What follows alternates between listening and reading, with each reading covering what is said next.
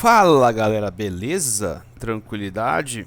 Estamos nós aqui para a segunda aula que vai trabalhar com os grandes climas do globo, certo? Na primeira aula a gente trabalhou com os climas frios, de tendência fria. Frio que eu digo é frio mesmo, tá? Não é aquele friozinho que a gente acha, que a gente sente de vez em quando, né? É frio mesmo, temperatura baixa, né? Temperatura média aí abaixo de 0 grau, de 5 graus, chegando a menos 10, menos 20 graus. Vimos também os climas mesotérmicos, os climas temperados, as suas variações, né, a partir de subcategorias. Enfatizamos que os climas temperados eles vão apresentar as 4 estações de forma mais bem estabelecida. E agora nós vamos ver os climas quentes, né, que, como o nome já diz, tem a tendência de apresentar na maior parte do ano a temperatura quente, né, altas temperaturas, certo? Então são climas que estão na baixa latitude, estão dentro da zona intertropical, ok? E são influenciados aí por outras variáveis dentro dessas equações climáticas. O primeiro clima que a gente vai ver é o clima equatorial. E aqui a cidade escolhida para o climograma é Iquitos, no Peru. Não se esqueçam que a gente também trabalhou lá na aula passada que certos países, né, esses países andinos, a América Andina, Peru, Colômbia, Chile, né, Equador, eles vão ter, né, grandes variações de altitude e por isso, né, eles vão ter diferentes paisagens.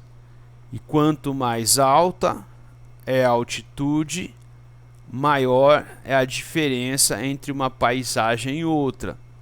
Então eu tenho insistido com vocês desde a primeira aula de climatologia que o fator altitude ele pode minimizar, esvaziar a influência da latitude. Então, o mesmo Peru que tem lugares ali com 4.000 metros de altitude, com neves eternas, tem Iquitos, que fica a 3 graus de latitude e uma altitude aí beirando, né, 0 metro, né, bem baixa.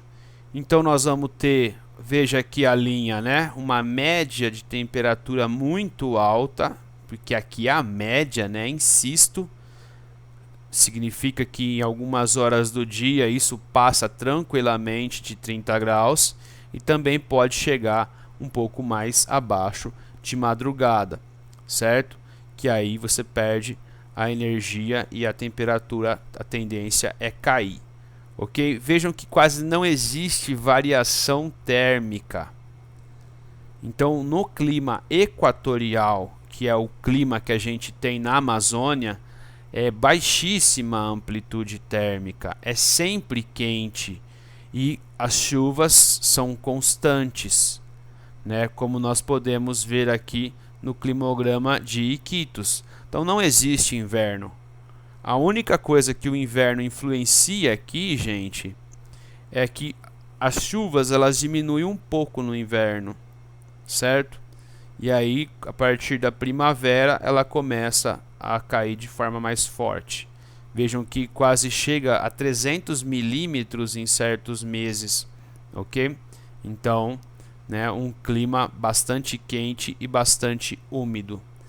Eis o clima tropical típico. Nós veremos esse clima tropical típico em muitos lugares do Brasil, no centro-oeste, no sudeste. Nosso clima aqui é o clima tropical de altitude. Significa que a altitude ela minimiza um pouco o efeito da latitude, tá certo? Então, no clima tropical típico, nós vamos ter basicamente duas estações.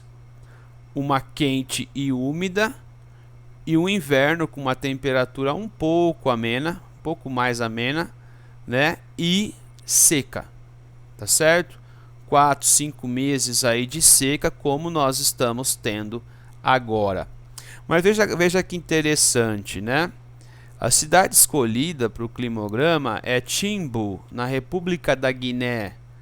E aqui nós percebemos que as chuvas elas acontecem sobretudo em junho, julho, agosto e setembro. Aí você fala, mas que estranho, né? O nosso junho, julho, agosto, setembro, né, é muito seco e é um clima tropical típico. A resposta para isso está aqui, ó, onde está a setinha, ok?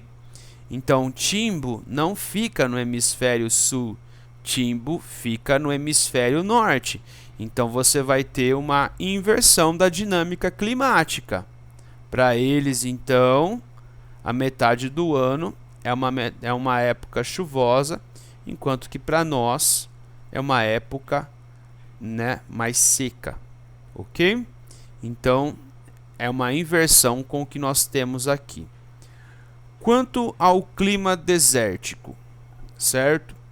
Então, sempre chamando atenção o que vem a ser um deserto, né? O deserto nós estamos tratando ele nos climas quentes, mas os desertos eles podem acontecer também em lugares frios. É deserto porque não chove. A precipitação ela é inferior a 250 milímetros anuais, né? Então, o deserto pode ser tanto quente como frio. E mesmo nos desertos quentes, de madrugada é muito frio, porque a areia ela perde toda a energia, ela não retém calor por muito tempo. Sendo assim, então, venta muito e faz frio de madrugada nos desertos, tá? Então é uma coisa bastante interessante. Tem uma elevada amplitude térmica. Então nós podemos chegar a 50 graus num deserto de dia e chegar quase a 0 graus de noite. Então percebam, são 50 graus de variação de amplitude térmica, né? Haja saúde para aguentar uma coisa dessa. E aqui a apostila, de forma bem interessante, ela aponta para a gente como que, né, por que existem desertos. E aí vamos tentar aqui analisar. O primeiro fator de explicação, por conta da presença de desertos em áreas anticiclonais.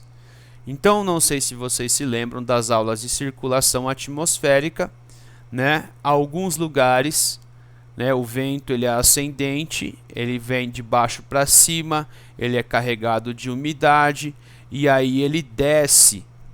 Então, nessa área de alta pressão que ele está mencionando, que é 30 graus, os ventos vêm de cima para baixo.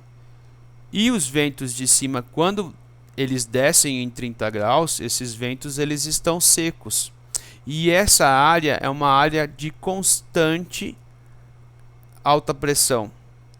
Então, esse vento seco, de cima para baixo, centrífugo, ele impede, ele destrói as nuvens. Ele impede que as nuvens se formem e aconteça precipitação pluviométrica.